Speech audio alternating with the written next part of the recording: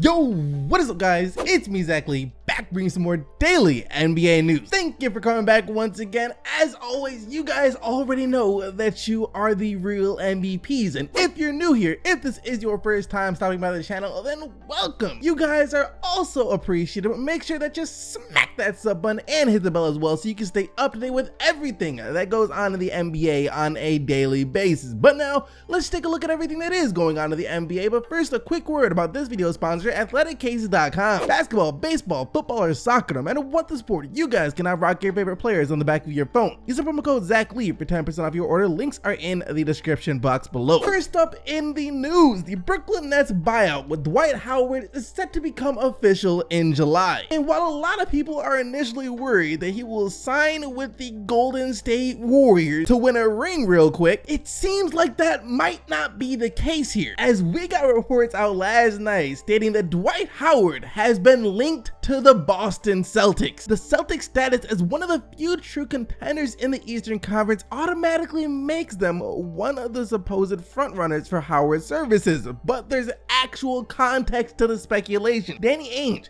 has expressed interest in Howard in the past. Ainge is expected to pursue Howard again this summer. There is no doubt that the Boston Celtics could for sure use a rebounder like Howard and also another rim protector in Dwight Howard. They had Aaron Baines last year, and you know, he was alright, but Dwight Howard is a clear upgrade, and that's including the fact that Dwight Howard will most likely have to come off the bench since there's not going to be room for him in the starting lineup. And also, you remember towards the end of this season, the Celtics signed Greg Monroe because they needed another big man. So if they sign Monroe, then they will for sure have interest in Dwight Howard. And I don't think it's too hard to imagine Dwight Howard having mutual interest in the Boston Celtics. Next up in the news, we all knew this was coming. We knew it was about to happen. That Carmelo Anthony was not going to leave all that money on the table by opting out of the final year of his contract with the Oklahoma City Thunder. And yesterday, reports came out saying that Melo is not planning on opting out of that contract. Carmelo Anthony does not intend to opt out of his current contract with the Oklahoma City Thunder, according to a person familiar with Anthony's decision. And actually, this is edit, by the way. We just got word that Melo officially opted into his contract, or told the Thunder that he's going to opt into his contract. So yeah, it's official now. Anyways, back to the video. Now, unfortunately for the Thunder, that just means that they'll have to spend another $28 million on a player that doesn't fit in their system and doesn't want to be there anymore. Meaning that if they re-sign Paul George along with keeping Carmelo Anthony, that's it. They won't be able to afford to bring in any other players. And that is why we also got reports yesterday saying that the Oklahoma City Thunder are working with Carmelo Anthony to try and find alternate routes to get him off the team. The OKC Thunder have kickstarted talks with Carmelo Anthony's representatives, giving him a rundown of his potential options for an early termination. Yeah, expect some sort of buyout to come with Carmelo Anthony and the Thunder at some point this summer. For our next bit of news, the Denver Nuggets and Michael Porter Jr. were asked about Michael Porter Jr. We're talking about Michael Porter Jr. yesterday, about his health and the problems that he's had and whether or not they think that he'll be able to remain healthy for them. And the Nuggets president of basketball operations claims that he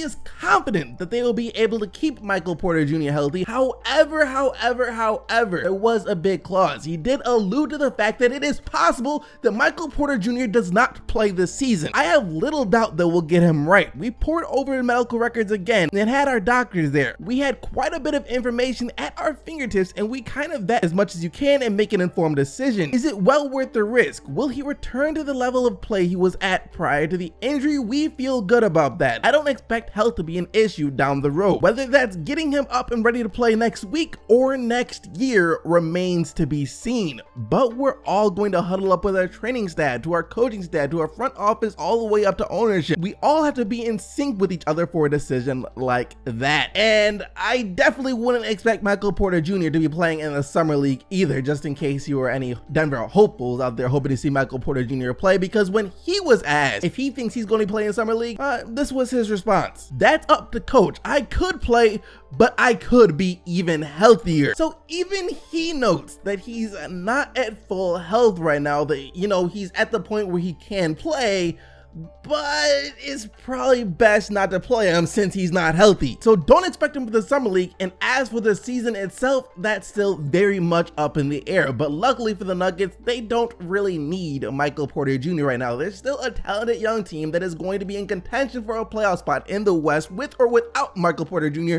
this season. So if I was them, honestly, I'm sitting him out this year. There's no need to risk it. Just let him take his time, because once again, he had a broken back. This isn't a hand, this isn't a wrist, this is nothing like that. This was a broken back. If he doesn't come back from this right, his NBA career could be very, very short. In other news, leading up into this point, I think everyone was expecting the Chicago Bulls just to sign Zach LaVine to a max contract right away, that there would be no doubt. No one's even really talking about Zach LaVine because we all just know that he's going to be with Chicago Bulls long term. But from the sound of things, that might not be the case, as we are now getting reports saying that the Bulls are undecided on what they should do with Zach LaVine. According to ESPN's Nick Friedel, the near universal support LaVine once had internally isn't there anymore, and the front office will not blindly match any offer sheet he signs. Friedel noted that the Bulls will wait to see if he can find big money elsewhere first and then decide if they want to match. So from the sound of things, the Chicago Bulls are just going to be hoping that no other team offers Zach LaVine a max contract, because if that happens, if they don't, they'll be able to get him at a cheaper price. However, if a team does offer Zach LaVine a max contract, which I'm sure one of the other 29 teams in the league will, then they say that they're not sure what they're going to do. But if I'm going to be completely honest with you guys, they're still gonna match that contract offer. There's no way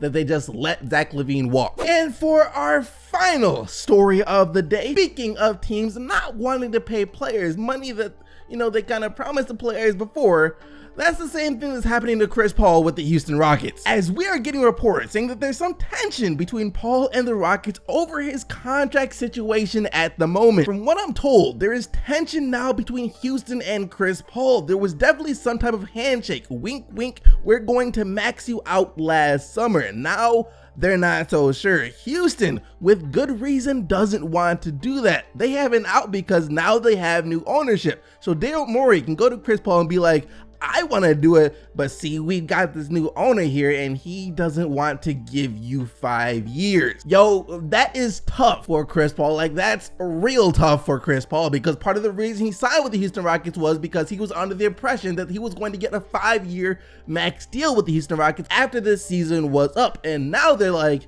see, about that, how about 3? Like the reporter said though, this might seem underhanded and kind of dishonest by the Houston Rockets, but it's smart. It's the best thing for the organization, because once again, we talked about this before on the channel, but if the Houston Rockets gave Chris Paul a 5-year max deal, that means by the time he's like 38, 39 years old, they'd be paying him close to $40 million. You do not want to be paying any 38 to 40-year-old besides LeBron James in this league next to $40 million. Anyways, now it's time for the question of the day. And today's question of the day is this: assuming that Carmelo Anthony does reach a buyout agreement with the Oklahoma City Thunder, where do you think he's going to play next? What teams will be interested in signing Carmelo Anthony? Let me know down in the comment section below, because I don't really have a clue. But that's gonna do it for today's video. Hope you guys enjoyed. If you did, be sure to smack that like button and subscribe to the channel so you don't miss out on more daily NBA news. Thank you once again for watching. I'll see all of you right back here tomorrow, but until then, keep getting them buckets to Majesty, and I am out of here. Peace.